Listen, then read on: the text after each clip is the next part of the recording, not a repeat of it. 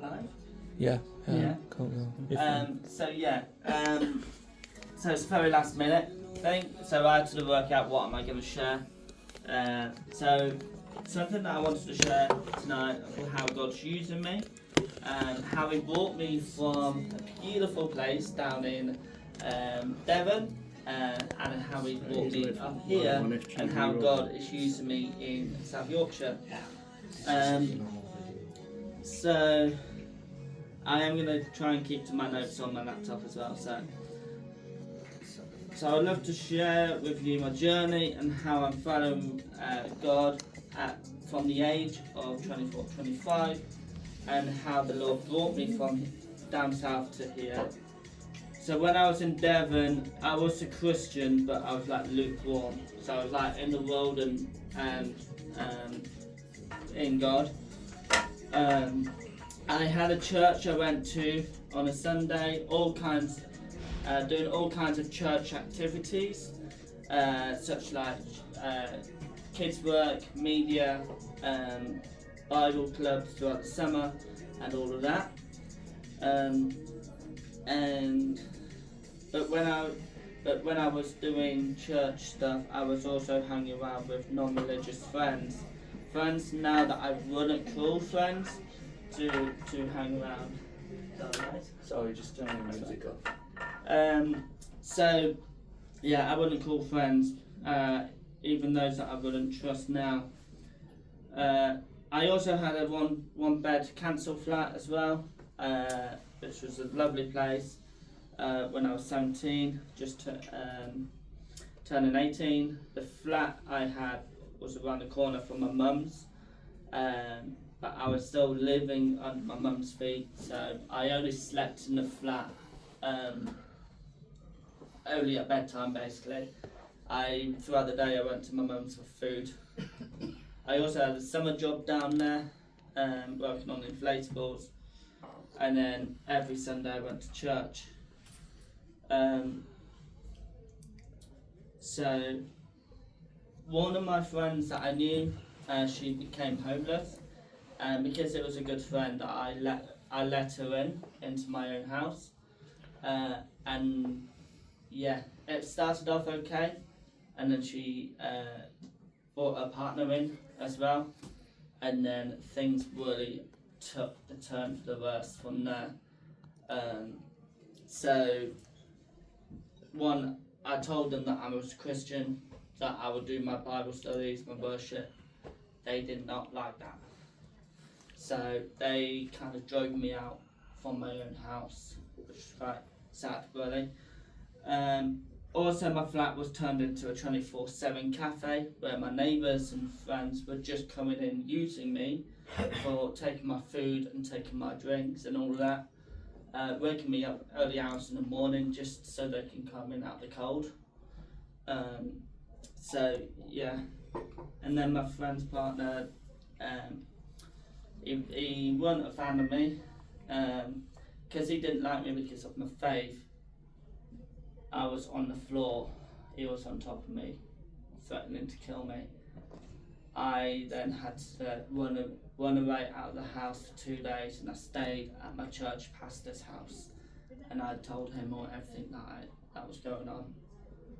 At this time, I actually knew Jamie and Jessica, and these guys knew every part of the journey that I went on. So yeah, when Jessica got married to him and they came up here, I remember Jamie calling me up and said, pray about it and see if the Lord wants to bring you up here. I kind of said no, it's far too far away from my family. I didn't want to leave my family behind.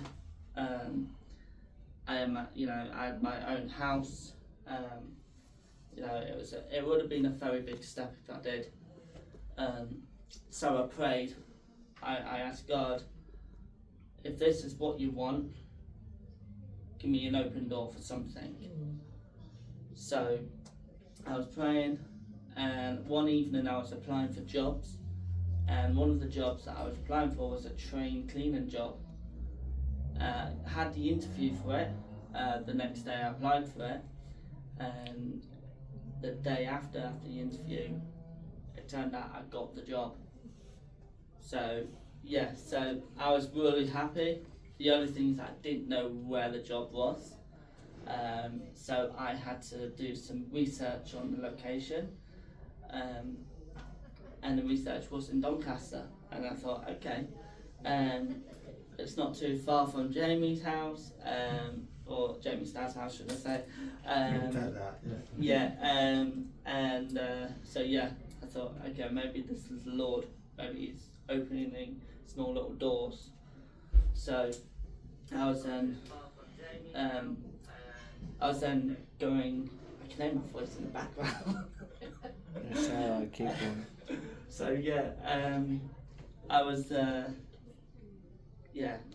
what was I? I was basically, so I got the job. I told all my church friends that I got a job at somewhere else. They were very saddened that I was going because I was a massive asset to my church family.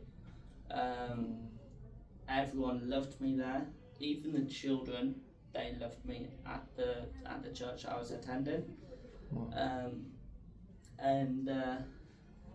Also I gave my notice in for my house, and for those that knows about council for houses, it's very hard to get back in one.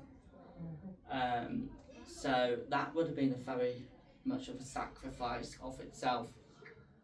I also gave up my summertime job, and then the last moment is I went up to my family and told them. The reason I left my family to last to tell is because I was scared that they would say no, and they would say it's too far away from us, you know, you're not doing it. But we sat down, had a coffee, and my mum was so supportive. She said these words, "Oh my gosh." She said the other word, which I'm not going to say. My son is growing up to be a man, not a boy, because I was under my mum's feet all the time. She was doing my washing, my laundry, the lot, and she was saying that he's actually growing up, stepping out in the world. So so the only thing that I needed to find out is I needed to pray for a van that can bring all my stuff from down south up to Yorkshire. And bear in mind, I didn't have accommodation to move into,